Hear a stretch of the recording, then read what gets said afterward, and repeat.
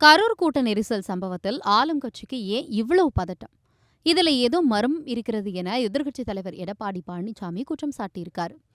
தமிழக சட்டசபையில கரூர் கூட்ட நெரிசல் சம்பவம் குறித்து முதலமைச்சர் மு.க.ஸ்டாலின், எதிர்க்கட்சித் தலைவர் எடப்பாடி பழனிசாமி இடையே காரசார விவாதம் நடைபெற்றது.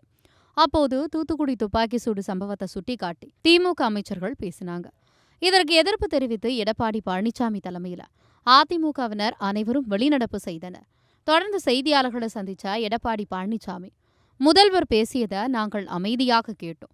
ஆனால் சபாநாயகர் நாங்கள் பேச உரிய அனுமதி கொடுக்கல. எதிர்க்கட்சியினர் பேசிய பிறகு முதல்வர் பதிலளிப்பதுதான் மரபு அப்படின்னு சொல்லியிருக்காங்க. தாவேக தலைவர் மக்கள் சந்திப்பு கூட்டத்தில் 10 நிமிஷம் தான் பேசியிருப்பாரு. அப்போது ஒரு செருப்பு வந்து அங்கு விழுகிறது.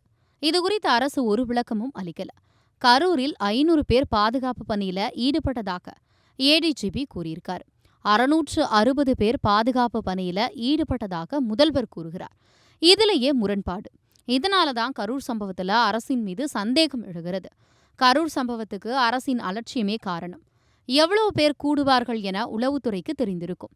ஆனாலும் போதிய பாதுகாப்பு வழங்கல. சட்டப்பேரவையில பேச முடியாதத இப்போ செய்தியாளர்களிடம் பேசுகிறேன்.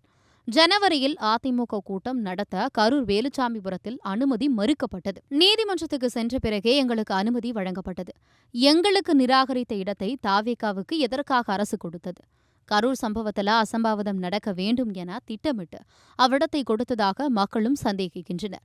ஏதோ உள்நோக்கத்தோடு தான் இந்த இடம் கொடுக்கப்பட்டிருக்கு. போலீசாரினுடைய கவனக்குறைவே கூட்ட நெரிசலுக்கு காரணம். எதிர்க்கட்சிகளுடைய கூட்டங்களுக்கு உரிய பாதுகாப்பு அளித்திருந்தால் இப்படி நடந்திருக்காது. கரூர் சம்பவத்தில் வேகம் காட்டும் முதல்வர் கிட்னி திருட்டு விவகாரத்தில் ஏன் வேகம் காட்டல? கரூர் விவகாரத்தில் நாங்கள் அரசியல் செய்யவில்லை, மக்களுக்காகவே பேசுகிறோம். கரூர் விவகாரம் பற்றி பேசினா ஆளுங்கட்சிக்கு ஏன் இவ்வளவு பதற்றம்? இந்த விவகாரத்தில் ஏதோ மர்மம் இருக்கிறது.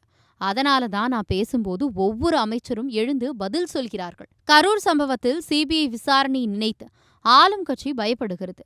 எல்லா விஷயத்திலையும் அரசியல் செய்யும் கட்சி திமுக தான். ஒரு அரசியல் கூட்டத்தில் 41 பேர் இறந்தது இந்தியாவிலேயே இதுதான் முதல் முறை. அவசரமாக ஒரு நபர் ஆணையத்தை எப்படி அமைக்க முடியும்? உடற்கூறாய்வு செய்தது சந்தேகத்தை ஏற்படுத்துகிறது. உண்மை சம்பவத்தை மறைக்க அரசு நினைக்கிறது.